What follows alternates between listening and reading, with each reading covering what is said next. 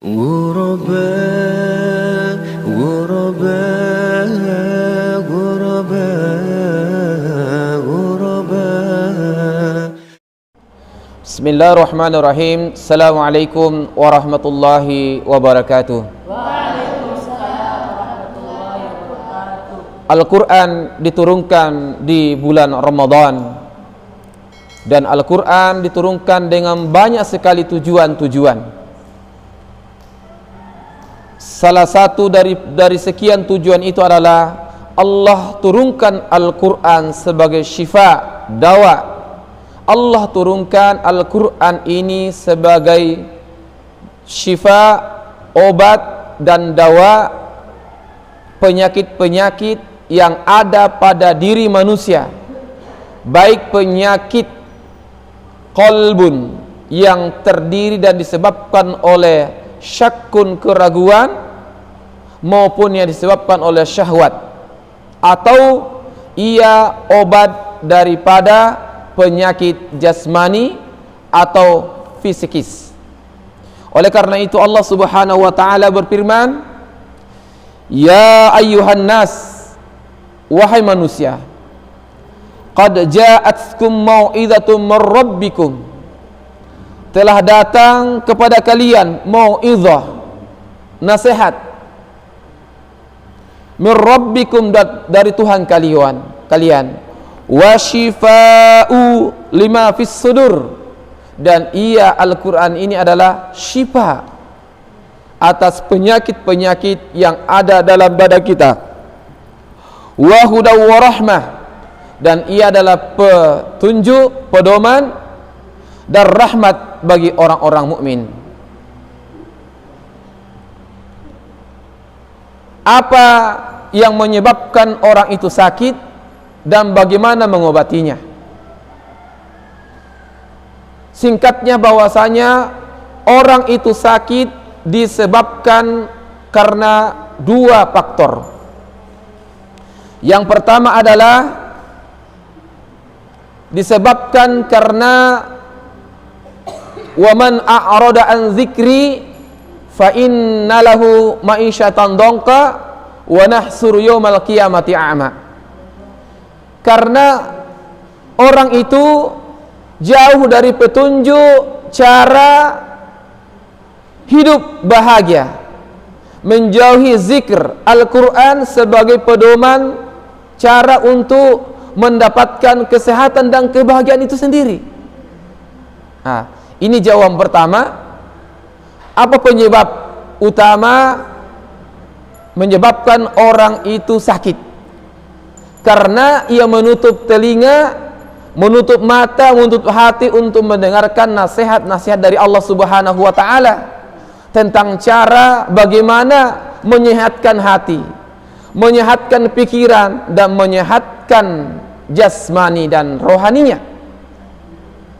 Oleh karena itu, penyebab kedua secara umum mengapa orang itu sakit, karena fa'aqim wajhaka lid-dini hanifah fitratal lati fataran nas 'alaiha. Karena orang itu lari dari fitrahnya,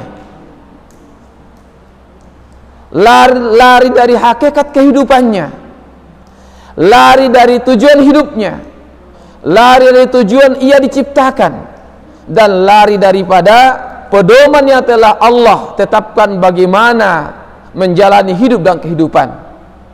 Ibarat ikan, kalau ia lari dari fitrahnya, di mana fitrah ikan? Hidup di air. Kalau ia lari dari air, maka tunggulah ikan itu akan membusuk. Toir, burung, kalau burung itu fitrahnya adalah terbang, dan kalau dimasukkan sangkar, maka lama kelamaan dia akan sakit karena ia lari dari fitrahnya. Kesimpulannya adalah, mengapa manusia itu sakit? Karena jauh dari anzikri, a'rada anzikri, tidak pernah menyentuh Al-Quran sebagai petunjuk dan obat. Yang selanjutnya adalah lari dari fitrahnya. Disederhanakan lagi penyebab-penyebab sakit Ibnu Qayyim al-Jauzi mengatakan dalam Tibbun Nabawi, orang itu sakit disebabkan dua hal. Ada namanya penyakit jasmani dan penyakit rohani. Yang paling berat bagi seseorang itu adalah penyakit jasmani, penyakit rohani. Dan penyakit rohani itu adalah disebabkan yang pertama adalah asyakkun. Ma mana syakkun? Ragu. Ragu terhadap penciptaan, ragu terhadap tujuan penciptaan, ragu tentang Allah Subhanahu wa taala, ragu tentang kematian, ragu tentang azab alam kubur, ragu tentang prosesi-prosesi di yaumil mahsyar nanti, ragu terhadap surga dan neraka. Keraguan itulah yang menimbulkan penyakit-penyakit, dan akhirnya keraguan itu melarikan, menjauhkan dirinya daripada fitrah yang Allah sudah tiupkan dalam jiwanya dirinya.